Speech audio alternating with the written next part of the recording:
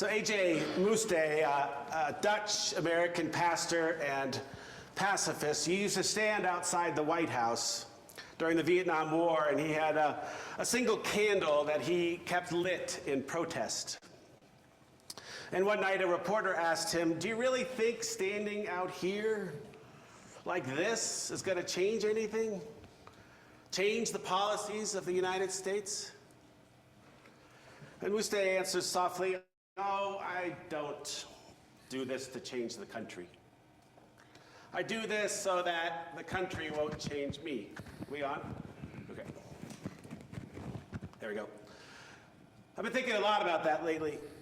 Because let's be honest, between the cruelty being handed down by lawmakers like it's Halloween candy, and the fear that's being peddled as leadership, and the wave of negativity that's washing over our public life, there are days I worry that I am changing. And not in the good, oh, I just read a great Brene Brown book kind of way. In the slow erosion of the spirit kind of way. The snap judgments, the short temper, the apathy. Abraham Lincoln's famous quote, encapsulating democracy's change, instead of a government of the people, by the people, and for the people, it's now a government of billionaires, by the billionaires, and for the billionaires. And Christianity's changed too, right? In this country, it's been so compromised, so hollowed out by culture and power games that basic values like empathy, compassion, and humility now feel like radical ideas.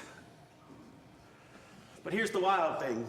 This moment that we're into, it's exactly the kind of moment the church was built for. Because Jesus didn't form a spiritual book club or a country club. He didn't gather his followers on a Sunday morning sing-along or gathered people to perform. He built a movement to stand up to empire. And he didn't do it with armies or with anger, but with a love so fierce, so inconvenient, so bottomless that it really made the powers tremble. He knew what most of us forget. That when people catch a glimpse of how deeply God's love lives in them, then the whole game changes. The status quo gets shaky. The whole system begins to unravel. He kept telling people, you are the salt of the earth. You are the light of the world. You're blessed. You're pure in heart. One day you're going to laugh more than you weep. And those words, they've been echoing ever since. And down through the centuries, people have strived to live that way, forgiving when it's easier to blame, loving enemies when everyone else wanted revenge, creating community, seeking justice, spreading joy like wildflowers. But let's be real today, it's just harder to live that way.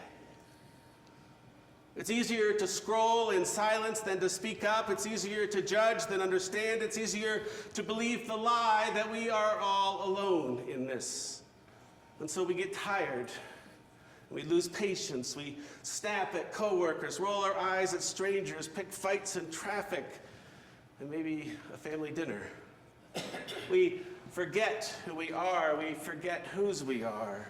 A.J. Muste's words come back like a whisper, maybe the country's changing us. But then comes Easter. And Easter, don't reduce it to pastels and peeps. Easter is a reckoning. It's a radical defiance of despair. It's a holy no to the way things are and a divine yes to what still could be. And it's not just about Jesus being raised. It's about what the resurrection unlocked in his followers, especially the women. Of course, they figured it out first. Sorry, guys, history's undefeated on this one. But those who followed him, they plow through the empire's game. They saw how scared the powerful were. In the powerful's fear, they're willing to kill an innocent man without blinking, scared enough to crucify love. And Easter exposes that whole rotten structure. Because you can kill a man But you can't kill a movement, not a movement rooted in the belief that love can still rise even from the tomb. And that movement, it keeps going, right? It keeps flipping tables and breaking bread. It keeps comforting the grieving and disturbing the comfortable. But here's the catch, empire won't give up easy. Over time, it began to co-opt the church. It tried to shrink it down to just rules and checkboxes, tried to make it who's in and who's out, tried to swap out justice for judgment. It tried to convince us that Jesus was much more interested in where we go after we die than how we treat people while we live. But there's always been another way, a Jesus way, where enemies are loved and violence is renounced, where money's shared and immigrants are welcomed and prisoners are visited and hungry are fed and the lost are found. That's the kind of Christianity the world needs right now. But I won't lie to you. It's harder to live that way today. It takes more effort to stay soft in a world that keeps trying to harden you. Last week I was at King Soopers over in Glendale, and I was wandering the medicine aisle for allergy relief. You know me. And I came across a mother and her young daughter, and the daughter was having a moment, a tantrum mode. We've all seen it. The mom was doing her best, holding it together while holding on to her child. And a woman walked by me and saw her and muttered, "Why do people bring their kids out when they clearly need a nap?" I said, "Well, maybe she didn't have a choice." Without missing a beat, the woman said, "Everybody has a choice." But just a few feet away, the checkout attendant was watching too and came over with a lollipop and helped the woman scan her groceries and bagged them up and made silly faces for the kid and helped this mom finish her day with just a little bit more dignity. 2 responses, 2 understandings of the gospel. One was quick to judge, the other chose grace. I don't want to judge that other woman too quickly. She could have been having a hard day. Maybe she wasn't able to be with her kid on that day for some reason and just kind of took it out on the first young mother she saw. Or maybe she had gotten hard news. But still, the older I get, as the gray hairs come in, the tired eyes, I know that if I can, I want to be choosing grace. Because I find that when I choose grace, I can deal with the grief of life, the chaos of the world, the negativity that's all around us so much easier just by choosing the way of grace. And in that, small interaction, I found myself reminded of the power of resurrected love. That moment when God's light just shines through the cracks in the wall.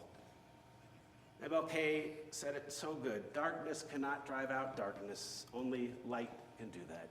Hate cannot drive out hate. Only love can do that. So here we are, Easter morning, music ringing, cross blooming, hearts heavy, hearts hopeful. But the invitation is simply this: be the candle. In a world trying to put out the light, be the candle. Hold on to your compassion like it's sacred, because it is. Choose mercy even when the world mocks it. Offer love that's inconvenient and unearned and undeserved, just like the love that we receive. We don't have to save the country, but we can stop it from changing us. We can stay rooted in the resurrection, in the belief that love will find a way through stone walls and locked rooms and broken systems and hardened hearts. Love will find a way. And then we can help others see the path, because we'll be light for it. And when it gets too hard, others will be light so we can see the path. And together, love will find a way. Happy Easter. Amen.